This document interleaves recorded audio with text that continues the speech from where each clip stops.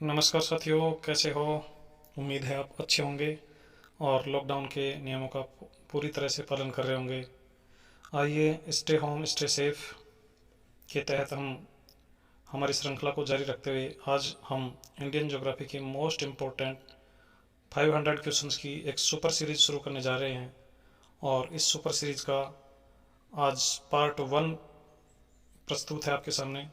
साथियों, आप पेन और पेपर लेकर बैठ जाइए और क्वेश्चंस का आंसर देने का प्रयास करें। आज का ये जो वीडियो है बहुत ही स्पेशल होने वाला है।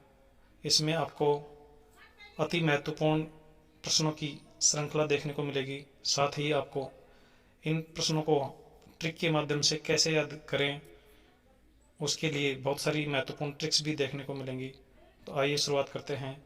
आपको वीडियो को अंत तक ज़रूर देखना है और चैनल को सब्सक्राइब करना, लाइक करना और शेयर करना बिल्कुल भी मत भूलना साथियों। सवाल नंबर 1 आपकी स्क्रीन पर इस प्रकार से है। प्राचीन भौगोलिक मान्यताओं के अनुसार भारतवर्ष किस द्वीप का अंग था। तो साथियों, आपके सामने ऑप्शन इस प्रकार से हैं। ऑप्शन ए पुष्कर द्वीप, ऑप्शन बी जम्बू द्वीप, ऑप्शन सी कांच द्वीप और ऑप्शन डी खुश द्वीप। तो इसका राइट आंसर होगा साथियों जम्बू द्वीप। हमारा जो भारतवर्ष था ये जम्बू द्वीप का अंग था। प्रश्न नंबर 2 की ओर चलते हैं और प्रश्न 2 आपकी स्क्रीन पर है। सर्वप्रथम भारत के लिए इंडिया शब्द का प्रयोग किस भाषा में किया गया था। आपको बताना है कि भारत के लिए इंडिया शब्द का प्रयोग सबसे पहले कौन सी भाषा में किया गया था। ऑप्शन ए अंग्रेजी, ऑप्शन बी फारसी, option C Greek, option D अरबी। तो आप जल्दी से बताइए और अपना ऑप्शन आप नोट भी कर लीजिए।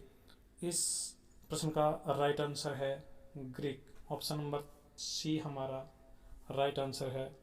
चलिए अगले सवाल की ओर चलते हैं और अगला सवाल हमारा है भारत का सबसे उत्तरी बिंदु कौन सा है।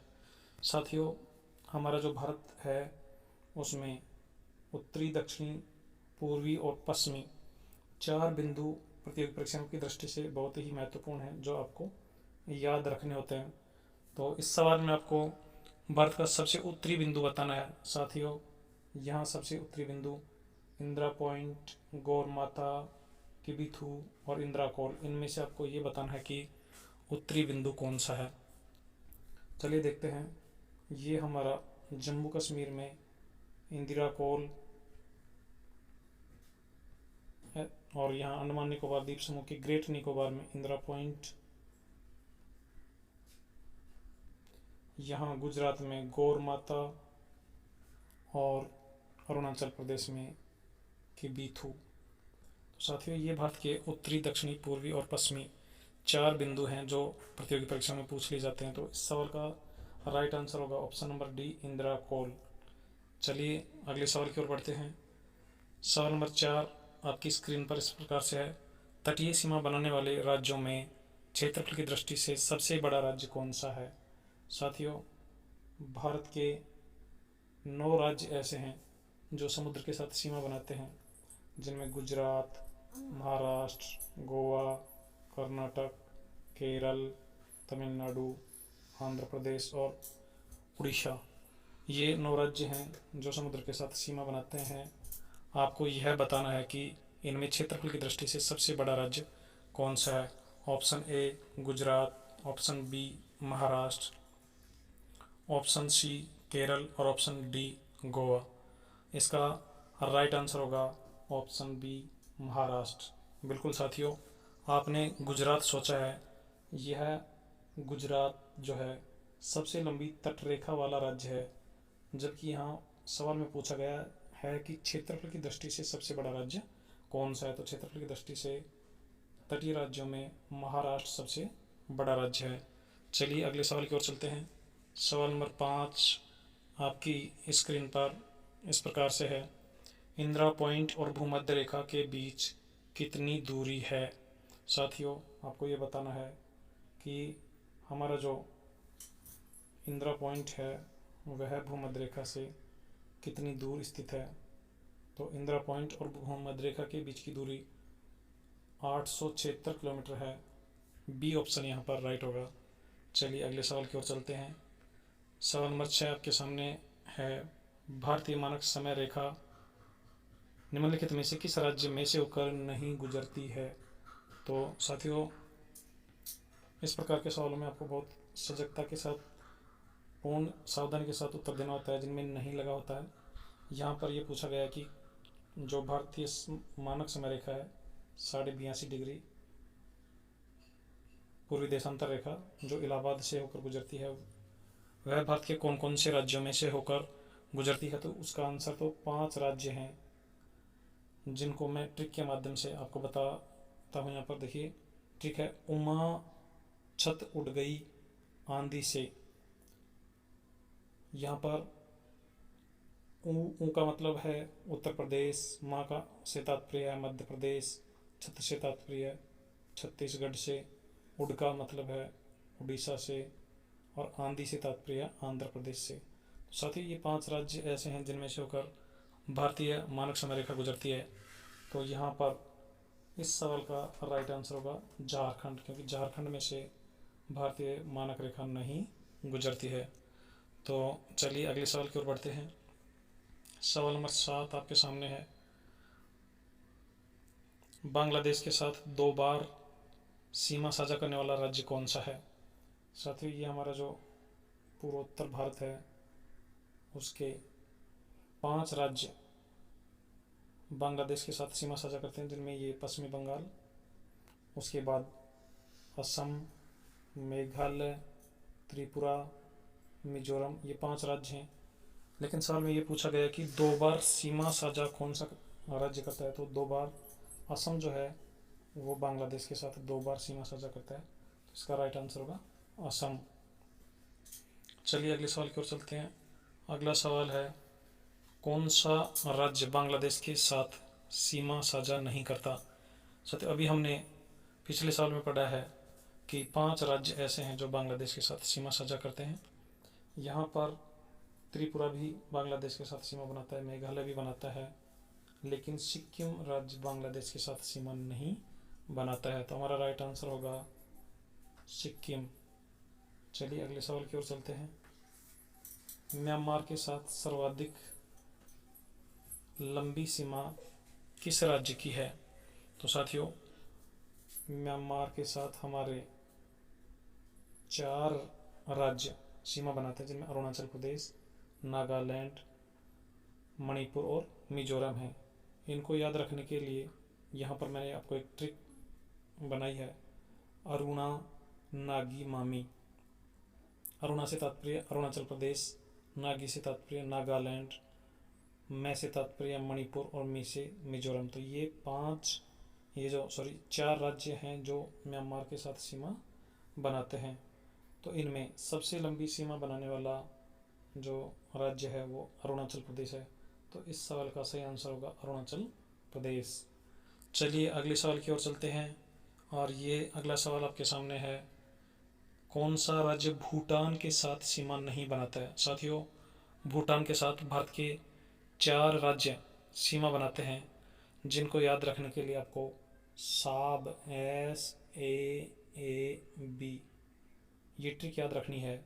एस से तात्पर्य सिक्किम, ए से अरुणाचल प्रदेश, दूसरे ए से असम और बी से बंगाल अर्थात पश्चिमी बंगाल।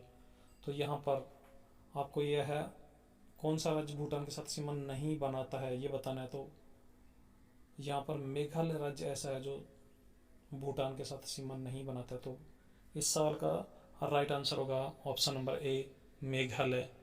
चलिए अगले सवाल की ओर बढ़ते हैं, और अगला सवाल हमारा इस प्रकार से है। सवाल नंबर 11, निम्नलिखित में से कौन सा राज्य 3 देशों के साथ सीमा नहीं लगता है? तो साथियों, यहाँ पर जो राज्य दिए हुए हैं उनमें कुछ राज्य ऐसे हैं जो 3 देशों के साथ सीमा बनाते हैं। तो आपको ये बताना है कि कौन सा राज्य 3 देशों के साथ सीमा नहीं बनाता है।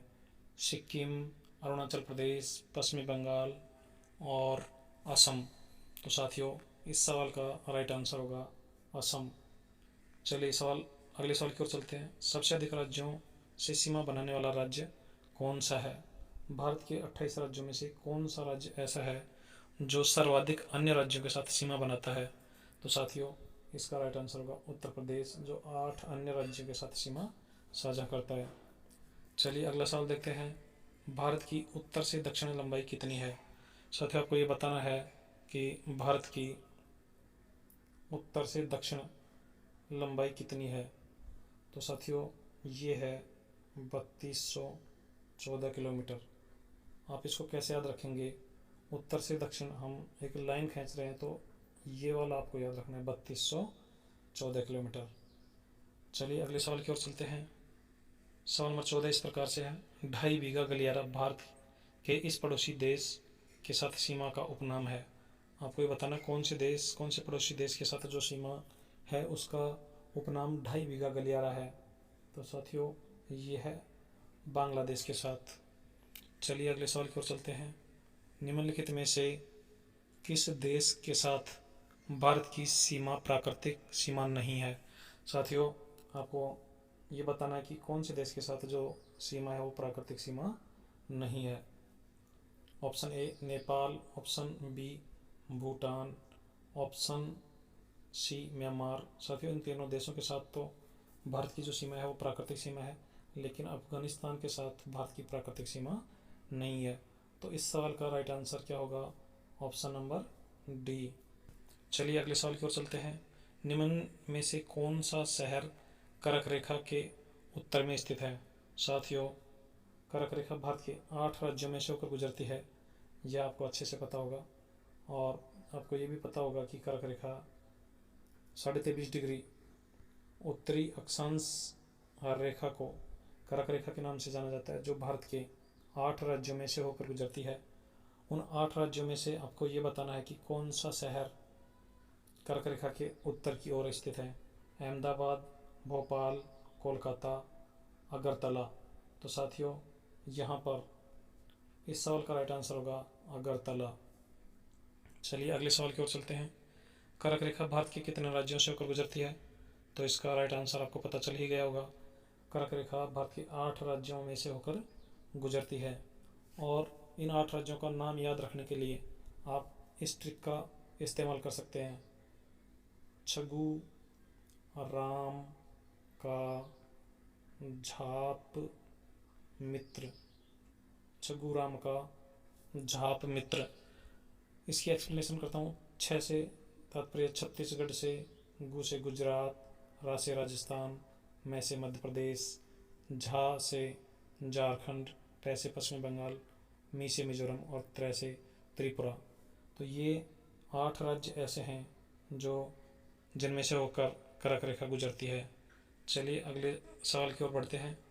अगला सवाल है, कर्क रेखा भारत के जिन 8 राज्यों से होकर गुजरती है उनमें से कितने राज्यों की राजधानी कर्क रेखा के उत्तर में स्थित है? साथियों, ये बहुत ही महत्वपूर्ण प्रश्न है, वेरी वेरी इंपॉर्टेंट क्वेश्चन है। आपको ये बताना है कि इन 8 राज्यों में से कितने राज्य ऐसे हैं जिनकी राजधानियाँ कर्क रेखा के उत्तर की ओर हैं। तो साथियों, option number A 3, option B 4, option C 5 और ऑप्शन डी 1। आप अपना उत्तर कमेंट बॉक्स में लिख दीजिए और अपने नोटबुक में भी नोट कर लीजिए। यहाँ मैं आपको इसका एक्सप्लेनेशन बताता हूँ। राजस्थान की राजधानी जयपुर कर्क रेखा के उत्तर में है। उसके बाद मिजोरम की राजधानी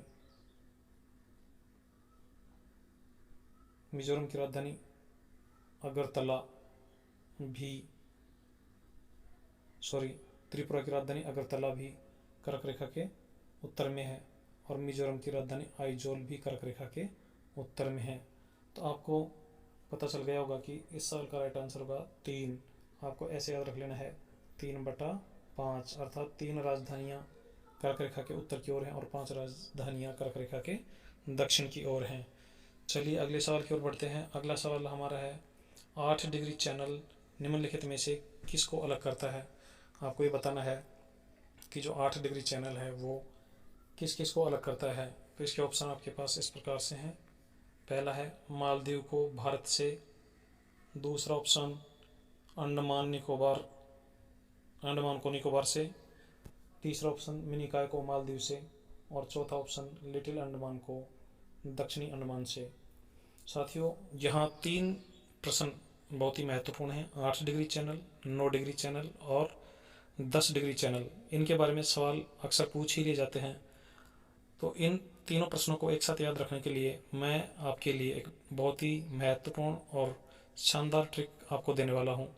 ये ट्रिक है कि कोई व्यक्ति है, उसकी मामी बीमार हो रही है, तो वो अपनी मामी से कहता है मामी, अपनी मामी से बोलता है मामी मिल काली से।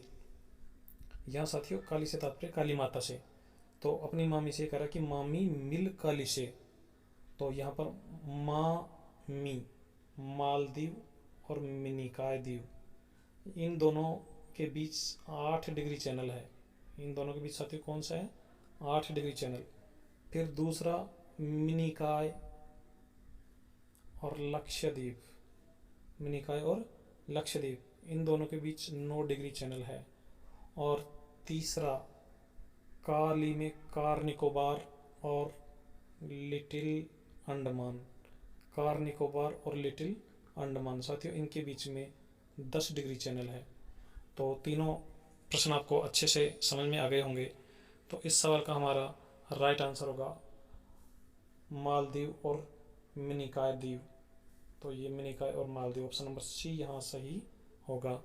चलिए अगले सवाल की ओर बढ़ते हैं। 9 डिग्री चैनल निम्नलिखित में से किसको अलग करता है? तो अभी हमने ट्रिक के माध्यम से इसको याद किया। मालदीव को भारत से, अंडमान निकोबार से, मिनिकॉय को लक्षद्वीप से और लिटिल अंडमान को दक्षिण अंडमान से। तो यहाँ ऑप्शन सी मिनिकॉय को लक्षद्वीप से, यह हमारा राइट आंसर होगा।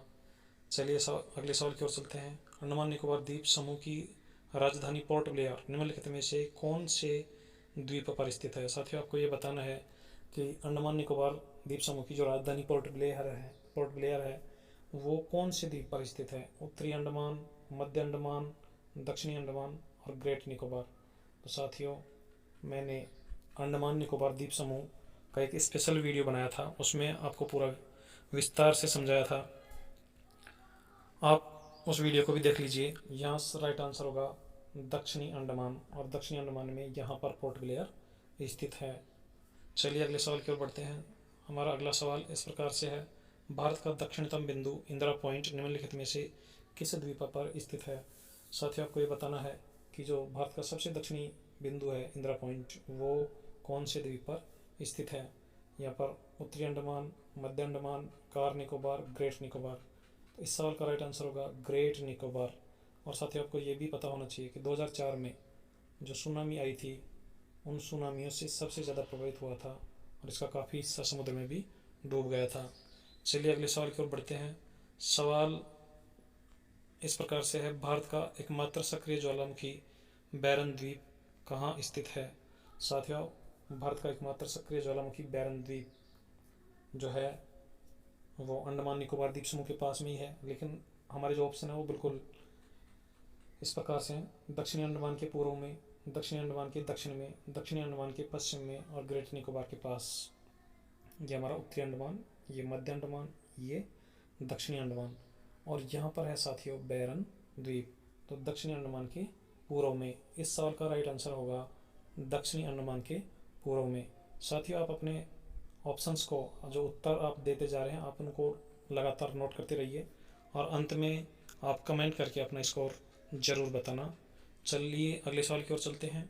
सवाल नंबर 24 इस प्रकार से। अंडमान निकोबार द्वीप समूह की सबसे ऊंची चोटी किस द्वीप पर स्थित है?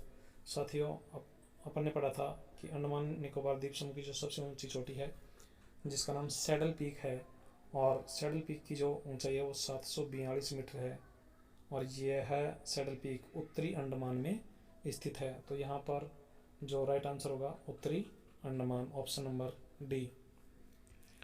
चलिए अगले सवाल की ओर चलते हैं। सवाल नंबर 25। 10 डिग्री चैनल निम्न में से किन के मध्य स्थित है? तो अभी हमने ट्रिक के माध्यम से याद रखा था 10 डिग्री जो चैनल है वो यहाँ का से तात्पर्य कार निकोबार और ली से तात्पर्य लिटिल अंडमान। तो लिटिल अंडमान और Car Nicobar, option number C हमारा यहाँ पर राइट होगा। चलिए अगले सवाल की ओर चलते हैं। कार निकोबार और लघु निकोबार के मध्य स्थित जलमार्ग किस नाम से जाना जाता है? साथियों, अब आपको ये बताना है कि कार निकोबार जो निकोबार द्वीप समूह में सबसे उत्तरी द्वीप है, उसके बाद लिटिल निकोबार या लघु निकोबार और अंत में ग्रेट निकोबार आता है। यहाँ पर कार निकोबार और लघु निकोबार के बीच में से होकर एक जलमार्ग गुजरता है। आपको यह बताना है कि उस जलमार्ग का नाम क्या है। यहाँ से होकर ये जलमार्ग गुजर रहा है। साथियों, इस जलमार्ग का जो नाम है वो आप ऑप्शन से बताइए। कोको जलमार्ग, डंकन जलमार्ग, सोम बरेरे जलमार्ग, 10 डिग्री चैनल। तो यहाँ से जो जलमार्ग है उसका नाम है साथियों सोम बरेरे जलमार्ग। कोको जलमार्ग भारत और म्यांमार के बीच में स्थित है, जो उत्तरी अंडमान के उत्तर में है। डंकन जलमार्ग भारत और इंडोनेशिया के बीच में स्थित है। तो इस सवाल का राइट आंसर होगा सोम बरेरे जलमार्ग। सॉरी, डंकन जो जलमार्ग है वो हमारा लिटिल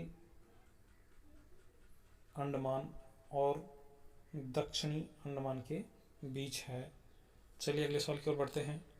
सवाल नंबर 27, हाल ही में रोस द्वीप का नाम परिवर्तित करके क्या कर दिया गया है? साथियों, आपको ये बताना है कि अंडमान निकोबार द्वीप समूह में स्थित रोस द्वीप का नाम हाल ही में हमारे प्रधानमंत्री नरेंद्र मोदी ने बदलकर क्या कर दिया है? शहीद द्वीप, अब्दुल कलाम द्वीप, नेताजी सुभाष चंद्र बोस द्वीप और ऑप्शन डी स्वराज द्वीप। तो इसका राइट आंसर होगा नेताजी सुभाष चंद्र बोस द्वीप। यह आपका सी ऑप्शन सही होगा। चलिए सवाल नंबर 28, निम्नलिखित में से कौन सा कथन सत्य है? आपको सत्य कथन बताना है। पोर्ट ब्लेयर लिटिल अंडमान पर स्थित है। तो साथियों, ये हमारा जो पहला ऑप्शन है वो गलत है, क्योंकि पोर्ट ब्लेयर तो दक्षिणी अंडमान पर स्थित है। इंदिरा पॉइंट कार निकोबार में स्थित है, ये भी हमारा गलत है, क्योंकि इंदिरा पॉइंट ग्रेट निकोबार में स्थित है। जारवा जनजाति अंडमान निकोबार द्वीप समूह में नहीं पाई जाती है, यह भी गलत है, क्योंकि जारवा जनजाति तो अंडमान और निकोबार द्वीप समूह में ही पाई जाती है। नारकोंडम एक सुषुप्त ज्वालामुखी द्वीप है, ये हमारा राइट आंसर है। साथियों, नारकोंडम एक सुषुप्त ज्वालामुखी द्वीप है और बैरन सक्रिय ज्वालामुखी द्वीप है। चलिए सवाल नंबर 29, ग्रेट चैनल भारत को किस देश से अलग करता है? तो साथियों, आपको ये बताना है कि जो ग्रेट चैनल है वो भारत को किस देश से अलग करता है। Indonesia, Sri Lanka, Malaysia, Myanmar. तो साथियों, यहाँ पर राइट आंसर होगा इंडोनेशिया। भारत के अंडमान निकोबार में ग्रेट निकोबार और इंडोनेशिया के सुमात्रा द्वीप के बीच ये जो जलमार्ग है इसी का नाम ग्रेट चैनल है। और साथियों, भारत को श्रीलंका से अलग करने वाला जो चैनल है उसका नाम है पाक जल संधि। तो यहाँ पर हमारा जो ग्रेट चैनल है वो भारत और इंडोनेशिया के बीच में है। चलिए अगले सवाल की ओर बढ़ते हैं। आलिया बेट द्वीप स्थित है। साथियों, आपको ये बताना है कि ये जो आलिया बेट द्वीप है वो कहाँ स्थित है। ये हमारा प्रायद्वीपीय भारत है। ये ऊपर वाली जो आपको दिखाई दे रही है ये हमारा कच्छ की खाड़ी है और ये खंबात की खाड़ी है। साथियों, इनको भी याद रखने की एक ट्रिक बताता हूँ। पहले क आता है तो कच्छ की खाड़ी, उसके बाद ख आता है तो खंबात की खाड़ी। तो आपको ये बताना कि आलिया बेट द्वीप कहाँ स्थित है। अंडमान सागर में, मन्नार की खाड़ी में, खंबात की खाड़ी में, कच्छ की खाड़ी में। तो साथियों, आलिया बेट द्वीप हमारा यहाँ खंबात की खाड़ी में स्थित है। तो इसका राइट आंसर होगा सी। तो साथियों, ये था हमारा इंडियन ज्योग्राफी के टॉप 500 क्वेश्चंस की सुपर सीरीज का पार्ट नंबर 1। यह सेशन आपको कैसा लगा कमेंट करके ज़रूर बताएं और इस वीडियो को आप अपने मित्रों तक ज़रूर शेयर कीजिए। आप चैनल को सब्सक्राइब कीजिए, लाइक कीजिए और इसी प्रकार के वीडियो प्राप्त करने के लिए बेल आइकन को भी ज़रूर प्रेस कीजिए, ताकि जैसे ही कोई नया वीडियो अपलोड किया जाए तो आप तक इसका नोटिफिकेशन सबसे पहले पहुंच सके। साथियों, आप लॉकडाउन के नियमों का पालन करते रहिए और अपनी पढ़ाई को ऑनलाइन जारी रखिए। बहुत बहुत धन्यवाद साथियों। जय हिंद, जय